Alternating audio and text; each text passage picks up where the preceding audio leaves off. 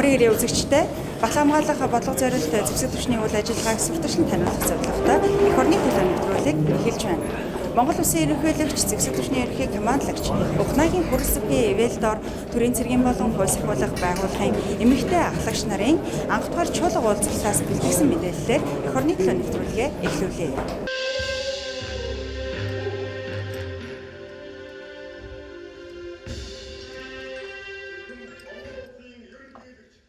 Монгол Улсын ерөнхийлөгч зэвсэг түвшний ерөнхий командлагч Хүрэлцэх 2024 оныг ахлагчийн жил болгон зарласантай холбогдуулан төрийн цэргийн болон хууль сахиулах байгууллагуудын ахлагчийн албаны эрх зүйн орчныг сайжруулах, ар гэр нийгмийн хамгааллыг дэмжих, урам зоригийг нэмэгдүүлэхэд чиглэсэн эрдэм шинжилгээ, соёл олон нийтийн цогц ажил арга хэмжээг төлөвлөн хэрэгжүүлж байна.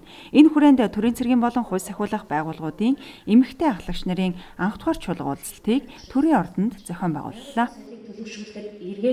Олон улсын эмэгтэй энхийг сахиулагчдын байх хурлыг өөрийн эх орондоо амжилттай зохион байгуулж, нэгдсэн үндэсний байгууллагын энхийг сахиулах ажиллагаанд оролцох эмэгтэй цэргийн албан хаагчдын хувийг дэлхийд үлгэрлэх хэмжээнд нэмэгдүүлнэ хэмээн хэлснийг та бүхэн бас мэдж байгаа.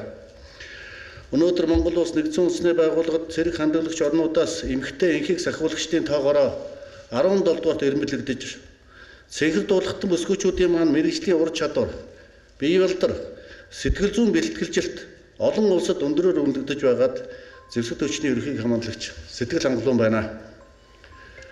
Монгол цэрэг дэлхийн цэрэг болсон. Би тод санжаар 2019 онд би Судаанд өөрийнхөө цэрэг ирсийг ирэхээр очсныг ерөнхий сайд багтаа. Тэд далуу хажаасан цэрэг ирсүү тэр тусмаа эмэгтэйчүүдийг хараад үнэхээр одоо сэтгэл багтаа сайхан байсан. Монгол эмэгтэй хүн хүний нутагт, хүний газар тэр халуунд ирчүүдээс огтодохгүй зэвсгээ үрээд, агсамжаа үрээд, аранзаа үрээд, буу зэвсэг байлдааны галт хэрэгсэлтэй гэдэг өдөр шөнөгүй үүрэг гүйцэтгээд инхийн төлөө, бусдын амь насны төлөө өөрийн амь насыг үл хайхран гэр бүлээ орхиод алс хол Судан улсад алс хол хүний нутагт үүрэг гүйцэтгэх гэдэг бол үнэхээр одоо багталтай сайхан зүйл байна. Зэвсэг түвшний ерөнхий хамгаалах төрийн цэргийн болон хууль сахиулах байгууллагуудын эмэгтэй ахлагч нарын ажил үйлсийг өндөрөөр үнэлж байгаагийн зэрэгцээ та бүхний цаашдын үйл хэрэг, бодлого зорилтыг ямагт дэмжиж бүх талаар хамтран ажиллаж туслах болно гэдгээ би бас илэрхийлэхийг хүсэж байна. Сүүлийн жилүүдэд төрийн цэргийн болон хууль сахиулах байгууллагад ажиллах эмэгтэй алба хаагчдын тоо нэмэгдэж байгаа нь олон улсын жишээг орчин үеийн шаардлагад нийцсэн үүрэг зориулалт, бие бүрэлдэхүүний бүтцэд гарч байгаа шин чиг хандлага, гендерийн тухай ойлголт, үзэл санаа батжиж байгаатай холбоотой юм. Төрийн цэргийн болон хууль сахиулах байгууллагын нийт бие бүрэлдэхүүний 10 гаруй хувийг эмэгтэй ахлагч нар эзэлж байна. Үүнээс зэвсэг түвшний ахлагчийн албаны бүрэлдэхүүний 16%, хилийн цэргийн 25.4%, онцгой байдлын албаны 15%, цагдаагийн байгууллагын 9, дотоодын цэргийн тэг 10.6, шүүхэн шийдвэр гүйцэтгэх албаны 31, шүүх шинжилгээний ерөнхий газрын 38.8, төрийн тусгай албаны 7.9, дотоод хэргийн их сургуулийн 47% нь эмэгтэй ахлагч нар эзэлж байна.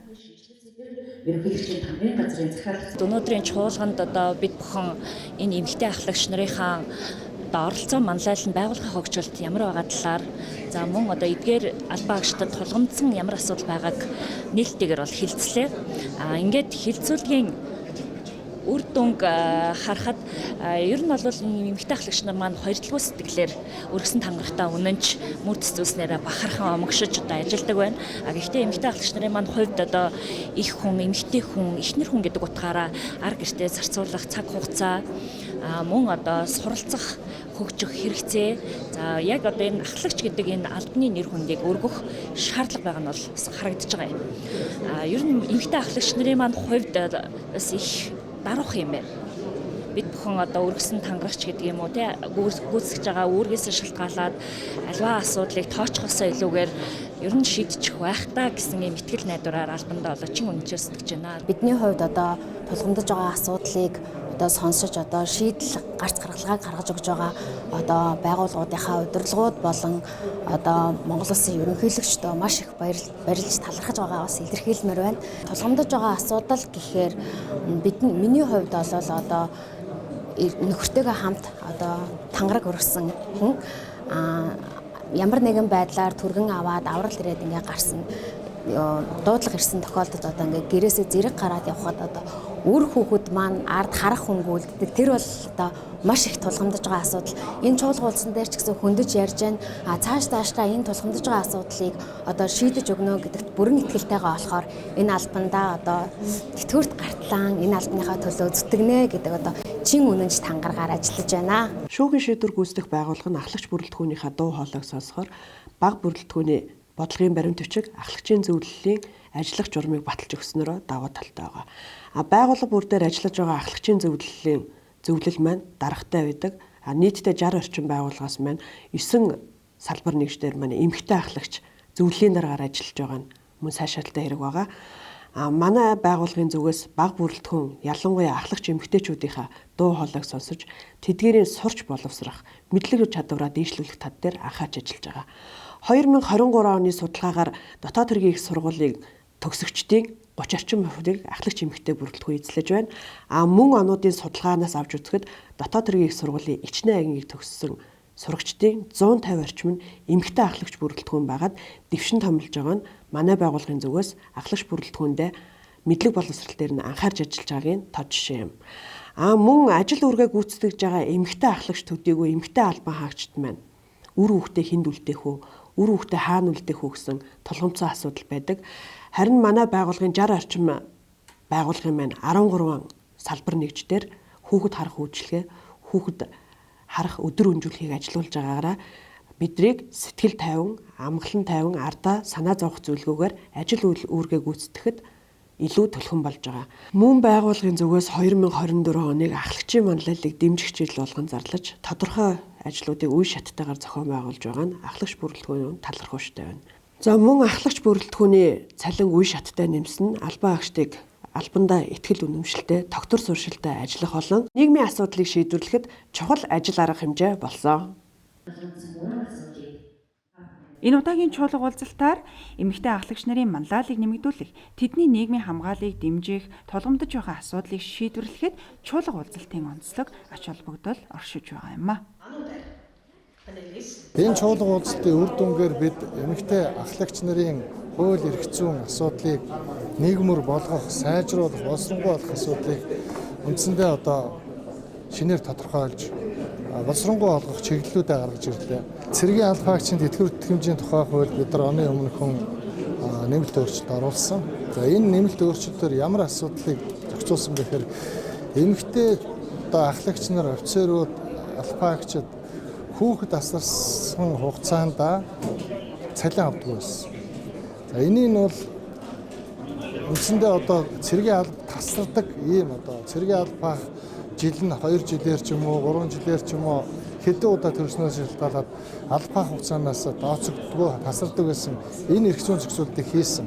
Өмнө нь төрийн цэргийн байгууллагууд ялангуяа батлан хамгаалах яам бол декреттэй эмэгтэй албаа хаагчдаа батлан хамгаалахын сайдын тушаал гаргаж хууль одоо эрх зүйн орчин бүрдээгүй байсан ч гэсэн цэргийн цолны цалиныг олгож ирсэн. Энэ цэргийн албан хаагчийн тэтгэвэр тэтгэмжийн хуулиар эрүүл мэндийн даатгалын болон бусад даатгалтай холбоотой асуудлыг төсвөөс зохицуулахаар за цэргийн цолны цалингийн хуульчилж олох асуудлыг ярьж байгаа юм. Тэр зэрэг өмнө нь бид бол батлан хамгаалахын сайдын тушаалаар эсвэл хууль зүйн дотоод хэргийн сайдын тушаалаар агентлагийн даргын тушаалаар декреттэй хугацаанд нь цэргийн цолны цалиныг нь олгож байсан энэ тогтолцоо үргэлжиж явна. Гагцгүй энийг хуульчлах шаардлагатай байна. Энийг чуулга уулзалтын хаалтын ажиллагаан дээр хууль зүйн сайд албан ёсоор одоо энэ чуулганд оролцож байгаа эмэгтэй ахлагч нартай зарлах болно. Мөн түүнчлэн Монгол Улсын ерөнхий командогч маань энэ эмэгтэй ахлагч нарын нийгмийн хамгаалал, ажил, албаны харилцаатай холбоотой энэ чухал одоо чуулганыг 3 жил тутамд нэг удаа өөрийнхөө ивэлдээр зохион байгуулж явуулах болсноо бас өнөөдөр бас албан ёсоор зарласан. Төрийн цэргийн болон хууль сахиулах байгууллагуудын 3300 эмэгтэй ахлагчаас авсан санал асуулгаар 40 гаруй тулгамдсан асуудал хөндөгдсөнийг үндсэн 7 асуудалд багцалж энэ удаагийн чуулга уулзалтаар хэлэлцсэн юм а.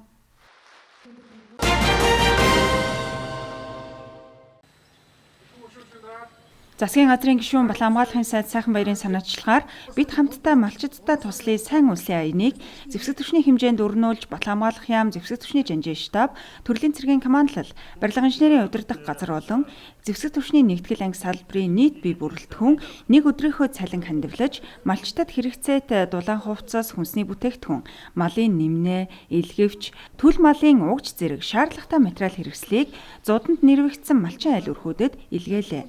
Сайн улсын аяны хүрээнд цугласан 203 сая 990 мянган төгрөг, 50 орчим сая төгрөгийн үнд бүхий эд материалын зүйлийг улсын онцгой комист хүлээлгээ өглөө.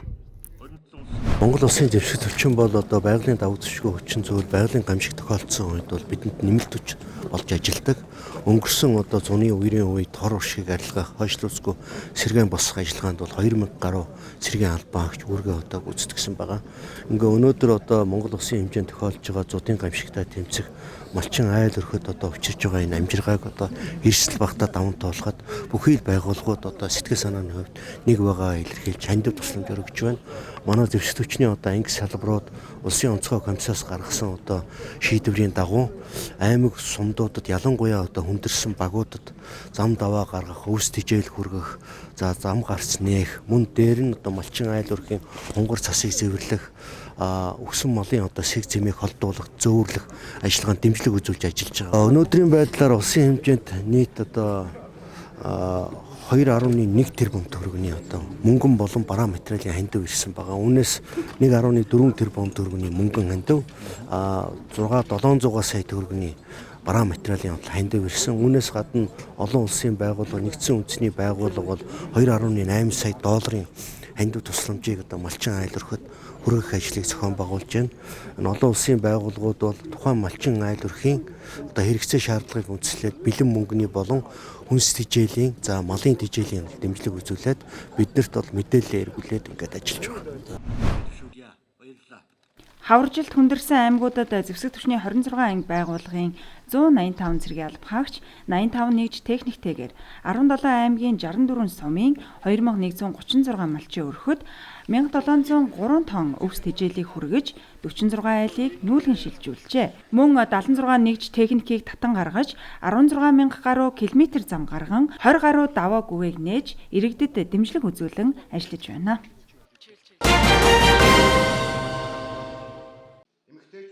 Монгол цэргийн өдөр зэвсэг түвшний 103 жилийн олон улсын эмэгтэйчүүд эрхийг хамгаалах өдрийг өгтөн хатан ижи 2024 хүндэтгэлийн арга хэмжээг зэвсэг түвшний жанжин штаб, цэргийн дүүжгийн эрдмийн чуулган санаачлан 9 дэх шилдээ зохион байгууллаа. Энэхүү хүндэтгэлийн ёслол нь төрийн цэргийн болон хууль сахиулах байгууллагад олон жил үр бүтээлтэй ажилласан, олон хүүхэд дөрүүлж өсгсөн, гэр бүл бүр хүүхдүүд нь тус салбарт амжилттай ажиллаж байгаа баялаг түүх намтартай ээжүүдийг алдаршуулан өргөмжлөх, тэдний үйлс бүтээлийг зуртарчлан таниулах зорилготой юм а. Энэ жилийн шалгаруулалтанд 30 гаруй ээжийн тодорхойлолт холбогдох материал ирсэн бөгөөд 9 ээж тодорч хатан ижи 2024 хүндэтгэлийн эзэд боллоо.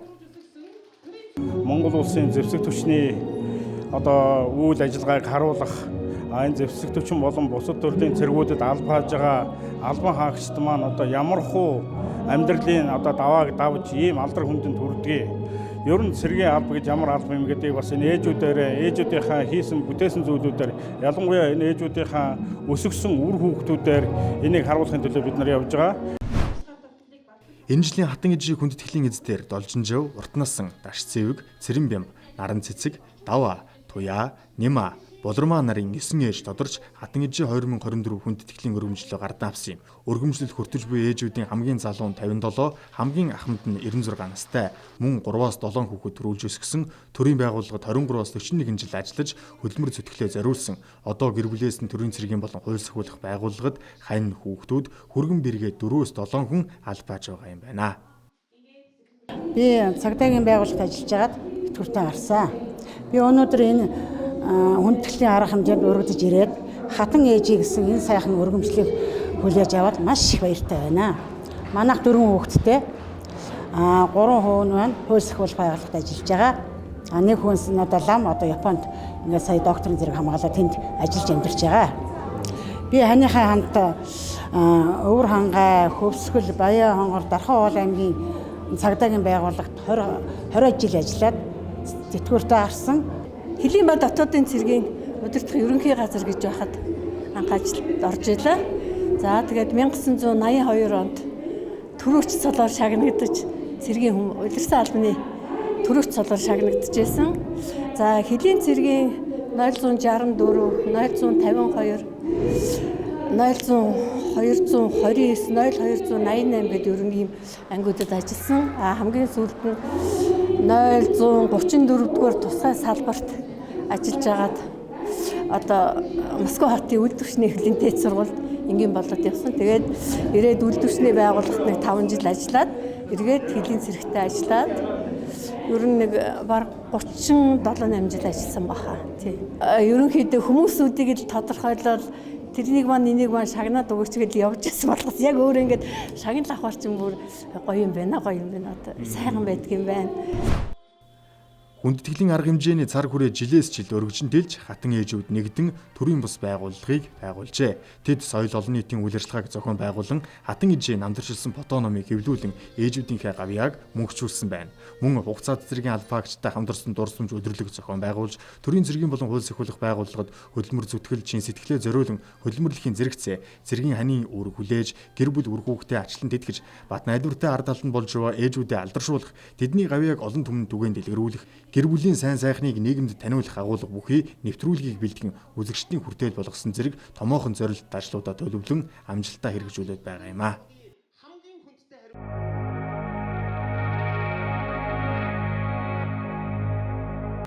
Соён редакцийн сурвалжлах баг дэлхийн халуун цэгтийн хийх сахиулах ажиллагаанд үүрэг гүйцэтгэж буй цэнхэр дуулахтан цэргийн бүсгүүчүүдийнхээ далаарх сурвалжлагыг бүгд найрамдах өмнөс удаа олс бинтүү хотоос бэлтгэн хүргэж байна. Дэлхийн хамгийн залуу улс гэдэг тус улсад Монгол улсын зэвсэг түвшний 13 дугаар ээлжийн цэргийн багт 850 цэргийн албаагч нэгдсэн үндэсний байгууллагын мандаттай анмис энхийг дэмжих ажиллагаанд үүрэг гүйцэтгэж байгаагийн 101 нь буюу 11.8%-ийг эмэгтэй энхийг сахиулагчид эзэлж байна.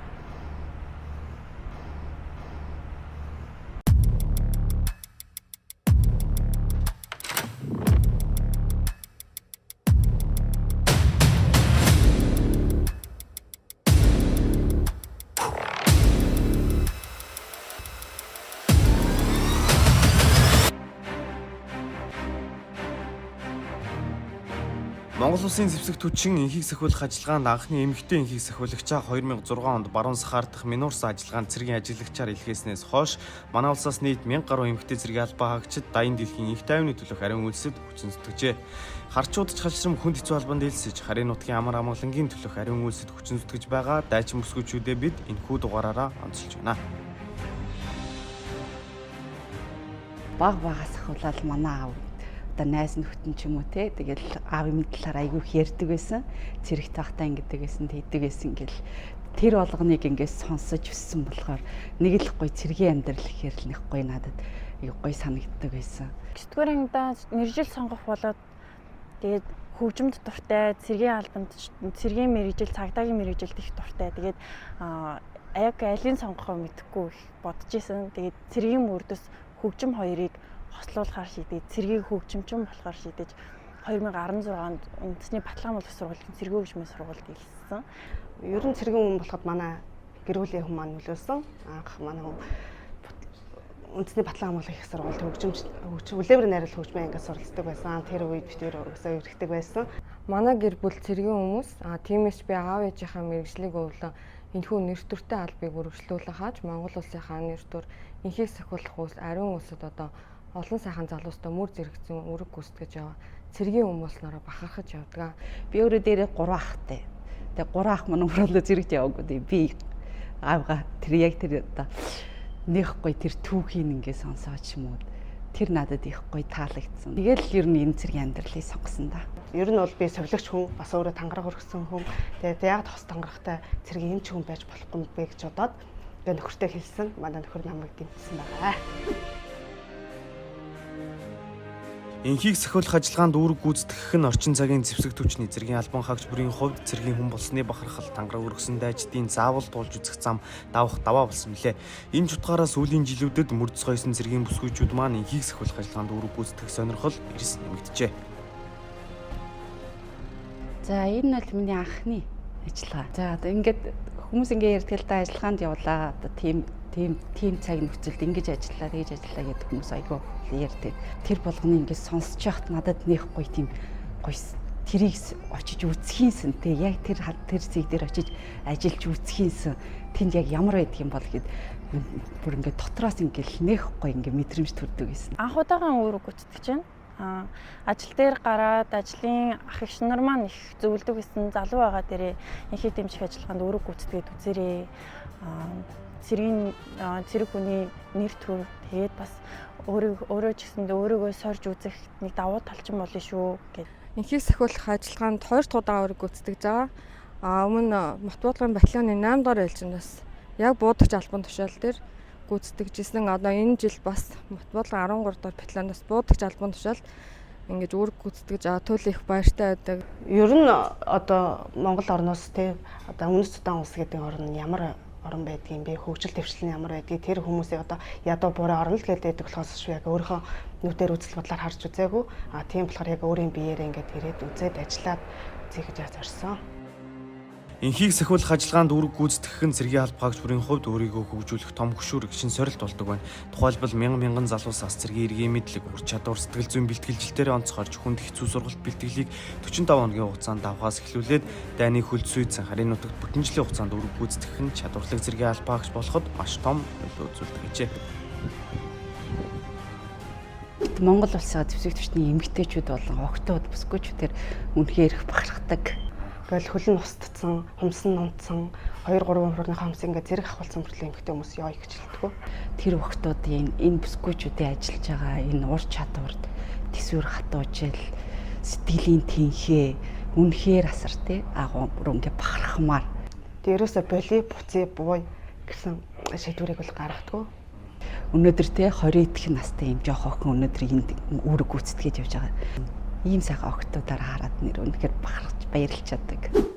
Хэдий манай цэргийн албан хаагчдын хувьд өндөр түвшинд бэлтгэгдсэн сэтгэл зүйн бэлтгэлтэй ирдэг ч гэсэн ажиллагааны газар орнд төсөөснөөс хүнд дүр зураг өгдөг байна. Иймд эх орон тусгаар тогтнол гэдэг хичнээн эрхэм нандин болохыг бүрэн утгаар нь ойлгосон талаараа тэд онцолж байсан юм а. Анх буугаад амар сонир мэдрэмж авсан. Бараг л би яах гэж ирвээ гэж 7 хоног л бодогдсон. Дүрхсдийн хааранд амьдарж байгаа ард эргээд хүүхдүүдийг хараад би өөрийгөө ямар их баян чинээлээ ямар их аз жаргалаар бэлхэж амьдарч байгаа юм бэ гэж өөрийгөө бодсон. Ингээл агаар нь таалагдахгүй ус ингээл бид нар чинь шууд карантинаас өөрийгөө гойжлол уучдаг байсан. Энд ирсэн чинь усыг ч ууж чадахгүй.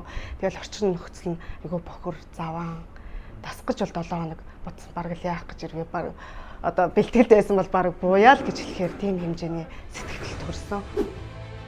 Дэлхийн халуун цэгт инхийг сахиулах ажиллагаанд үүрэг гүйцэтгэх нь цэргийн албан хаагч бүрийн хувьд амаргүй сорилт болдгоо. Тэр дундаа эмэгтэйчүүдийн хувьд эх орон үр хүүхэд хань жил хайртай бүхнээсээ бүтэн жилийн хугацаанд алсгал байна гэдэг асар их сэтгэлийн тэнхээ шаарддаг байна. Тэгээ энд ирээд ингээд гадуур эргүүл цуванд эмнэлгийн бүлэг дандаа үүрэг гүйцэтгэсэн цуг явдаг. Тэгээд энэ хүүхдүүдийн орчин нөхцөл амьдарч байгаа газар нь бол аюу хэцүү шттэ. Тэгэх болгонд л хоёр хүүхдээ боддог. Монголаа сандаг. Монголынхаа зээш дүүрэн цэвэр агаарыг маш их амьсгалахыг хүсдэг. Хайртай гэр бүл октоодаа хань ажиллаа хамт олноо маш их сандаг. Ирэхээс өмнө би хүүхдүүдтэйгээс ярилцсан л да. За миний хүүхдүүд ээжигээ санаж болохгүй шүү.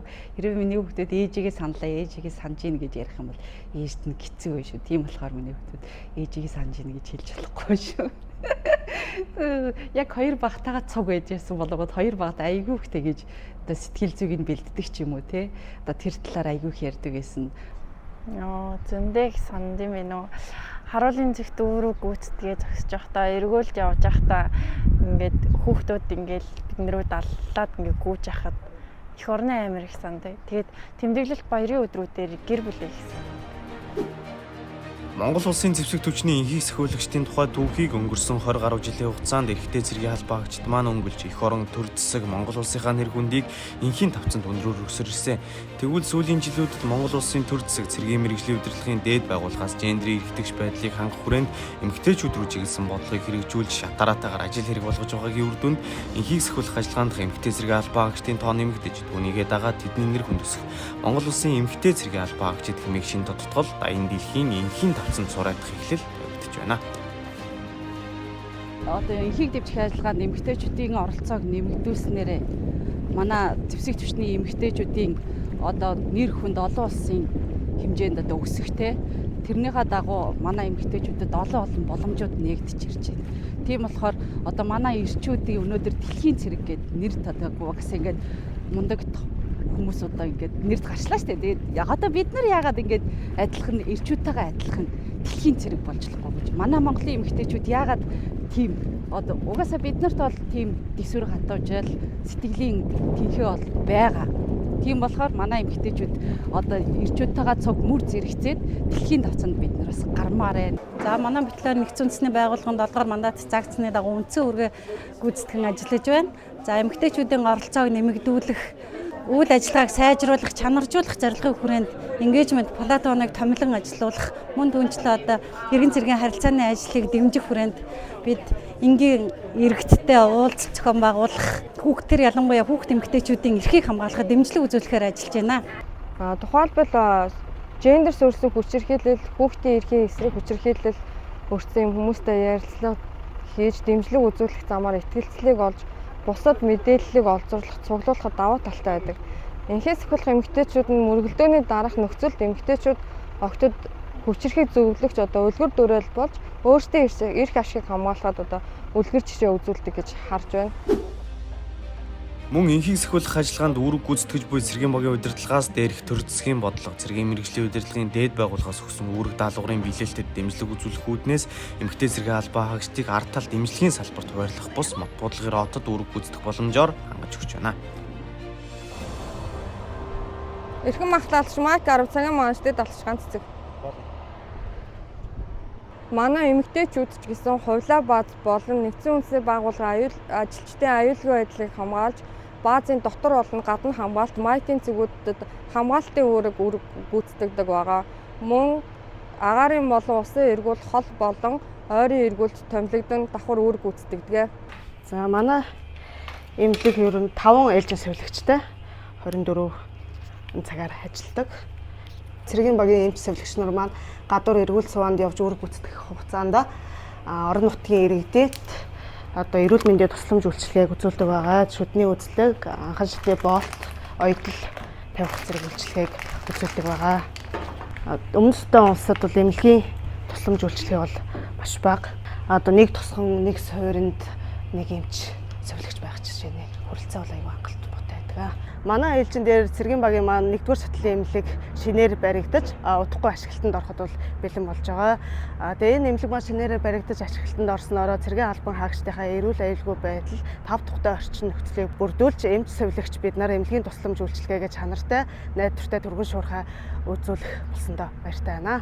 Одоо эмэгтэй цэргийн албан хаагчид нь ганцхан ард тал дэмжлэгийн салбарт биш те. Одоо ингээд эргүүл цуваа харуул хоногийн манад үүрэг гүйцэтгүүлж байгаа нь өөрөө эмэгтэй цэргийн албан хаагчдын идэх оролцоо. Монгол тэр тусмаа Монголын зэвсэгт хүчний эмэгтэй цэргийн албан хаагчдын үүрэг хариуцлага, сахилга бат ур чадвар ямар байгааг, ямар өндөр түвшинд үзүүлэлттэй байгаа вэ гэдгийг харуулж байгаа хаа.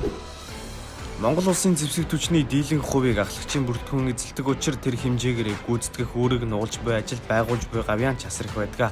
Өдгөө бүгд наримт хүмүүс удаа улсад явагдаж буй нэгдсэн үндэсний байгууллагын мандаттай анмис энхийг сахиулах ажиллагаанд л ихэд эмэгтэй цэргийн албан хаагчдын талаас илүү хувийг ахлагчийн бүртгэн эзэлж байгаа юм а. Ахлагч хүн гэж өргөсөн тангарахтаа унаж одоо хүлээс үүрэгтэй зүс мөрд шиг хизээж мохшгүй харавхад бэлэн сум шиг байхыг хэлнэ. Өөрийн эзэмсэн мэргэжилтэд эзэн байж захирах зархдаг ёсыг одоо хэлбэртэлгүй мөрдөж хуулиар хүлээсэн албандаа хариуцлагатай зарчимч ёс суртахуунтай байж өөрийгөө хөгжүүлэх тал дээр тасралтгүй суралцдаг хөрөг чадвартай хүнийг ахлагч гэж ойлгодог. Энхийг дэмжих ажиллагаанд үүрэг гүйцэтгэснээрээ бид ямар ч орчин нөхцөлд ямар ч цагийн байдалд үүрэг гүйцэтгэх чадвар туршлага датлагыг олж авч нэмэгдүүлж байдаг. Тиймээс цэргийн албан хаагч бүрийг мөрц зүсэнд хүн бүрийг энхийг дэмжих ажиллагаанд үүрэг гүйцэтгэж энгийн олон мянган ард иргэдэд дэмжлэг туслалцаа үзүүлээсэй гэж хүсэж байна. Эрэгтэйчүүд амгаалсан орчинд энхийг сахиулагч эмэгтэйчүүд зөрчил мөргөлдөөнийг багасгах, урьдчилан сэргийлэхэд тусалдаг ба мөргөлдөөний үеэр болон дараа нь олон нийтийн тэр дундаа эмэгтэйчүүд охидын хэрэгцээг үр дүнтэй шийдвэрлэх эерэг хандлагыг бий болгодог хэдий ч тэдний хувьд орон нутгийн иргэдтэй харилцахад хэлний бэрхшээл түгээмэл гардаг байна. Иймд Монгол улсын төр засаг эмэгтэй цэргийн албан хаагчид тэр дундаа ахлагчийн бүрэлдэхүүнийг өсөж дэвших, хөгжих, таатай орчныг улам бүр нэмэгдүүлэх нь тэдэнд дөрөөс үзүүлж буй бодит дэмжлэг туслалцаа олно гэдгийг эмэгтэй энхийг сахиулагчид маань онцолж байсан маа.